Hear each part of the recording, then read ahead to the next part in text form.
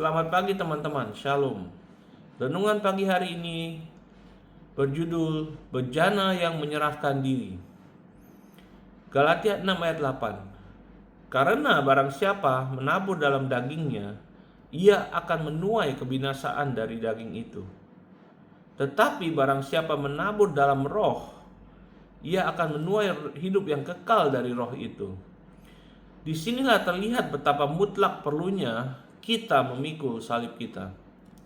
Allah tidak akan memakai manusia lama yang telah rusak oleh dosa. Ia hanya bekerja melalui Roh Kudus-Nya, melalui sebuah bejana yang menyerahkan diri sepenuhnya kepadanya. 2 Korintus 4 ayat 7.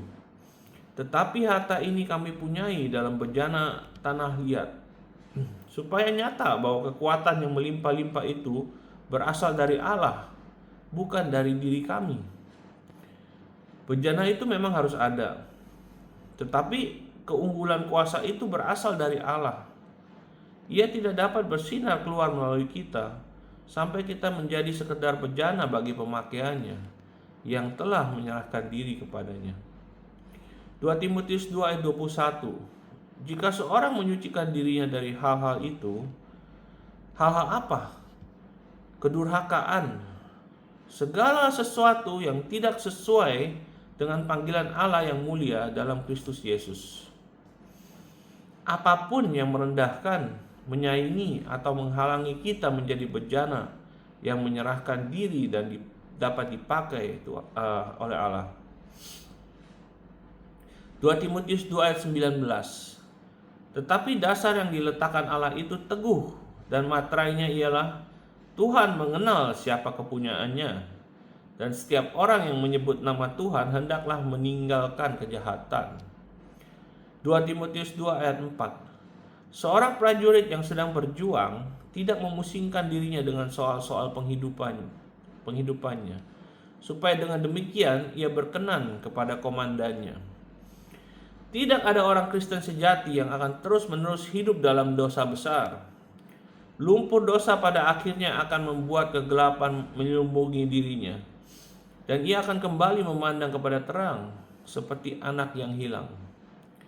Namun kedurhakaan yang lebih halus, dosa-dosa kecil, sikap meremehkan, kilatan-kilatan keakuan dalam bentuk apapun, mencuri sukacita kita, lalu damai sejahtera kita. Seringkali kita masih mengira bahwa kita sedang berjalan bersama Tuhan. Hal-hal itu membuat hati kita menjadi dingin. Karena itu Paulus berkata bahwa kita harus membersihkan diri dari semuanya itu. Kata membersihkan memberi gambaran membuang racun dari dalam diri. Buanglah segala bentuk keakuan itu. Hanya ketika kita menyangkal diri, memikul salib kita, dan membawanya sampai pada titik di mana kita tidak lagi menolak kehendaknya dalam hal apapun, barulah kita benar-benar bebas. Menolak kehendaknya adalah salah satu bentuk kerja diri sendiri. Kita jarang secara terbuka melawan Tuhan. Jarang sekali kita berkata, "Tidak Tuhan." Namun, seringkali di dalam hati kita mengerutu terhadap apa yang Ia kehendaki. Kita merasa tahu yang lebih baik. Kita menolak melihat orang lain sebagaimana Tuhan melihat mereka, sekalipun kita melayani bersama mereka. Semua itu adalah bentuk perlawanan terhadap kehendaknya. Bukannya membiarkan firman dan rohnya membentuk pikiran Kristus di dalam kita. 2 Timotius 2 ayat 21. Jika seorang menyucikan dirinya dari hal-hal itu, ia akan menjadi prabot untuk maksud yang mulia. Ia dikuduskan, dipandang layak untuk dipakai tuannya, dan disediakan untuk setiap pekerjaan yang mulia. Bayangkan menjadi sebuah bejana yang membawa kehormatan bagi Tuhan. Dikuduskan, dipisahkan bagi Dia dalam seluruh aspek kehidupan kita. Layak dipakai, selalu siap bagi pemakaian Sang Tuan. Dipersiapkan oleh kasih karunia untuk setiap pekerjaan baik yang Ia percayakan kepada kita.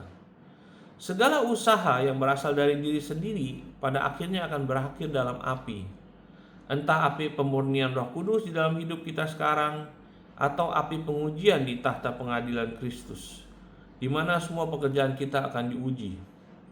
1 Korintus 3 ayat 13. Maka pekerjaan masing-masing orang akan nampak, karena hari Tuhan akan menyatakannya, sebab ia akan tampak dengan api, dan bagaimana pekerjaan masing-masing orang akan diuji oleh api itu.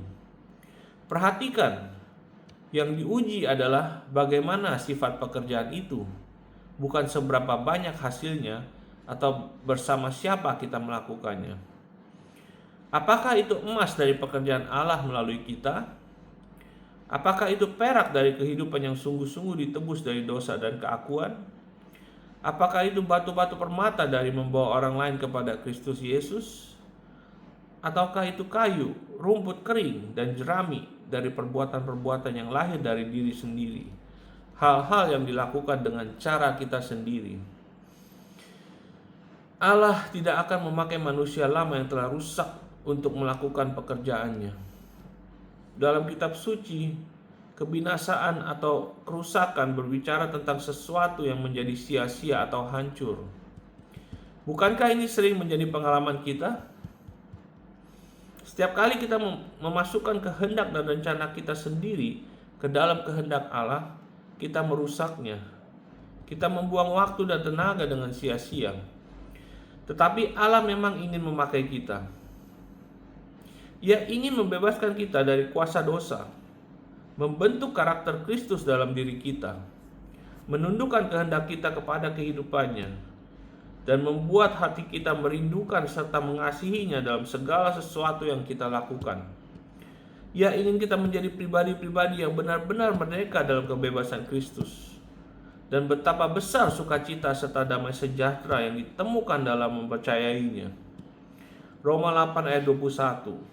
Sebab makhluk itu sendiri juga akan dimerdekakan dari perbudakan kebinasaan dan masuk ke dalam kemerdekaan mulia anak-anak Allah. Kemerdekaan seorang warga kerajaan surga bukan seorang budak. Kebebasan untuk berjalan dalam otoritas Raja kita, Yesus Kristus. Apakah kita mengasihi Tuhan Yesus Kristus? Jika demikian, marilah kita belajar menyerahkan diri kepada pekerjaan Roh Kudus di dalam kita, menaati firman-Nya dan menjadi bejana yang dapat Ia penuhi sampai melimpah serta Ia pakai menurut kehendak-Nya. Haleluya. Ya, mari kita semua teman-teman belajar untuk jadi bejana yang menyerahkan diri kepada Dia, kepada Roh Kudus, supaya bisa dipakai dan kemuliaannya akan bersinar keluar melalui kita ya. Haleluya. God bless you. Have a great Wednesday ya. In Jesus name.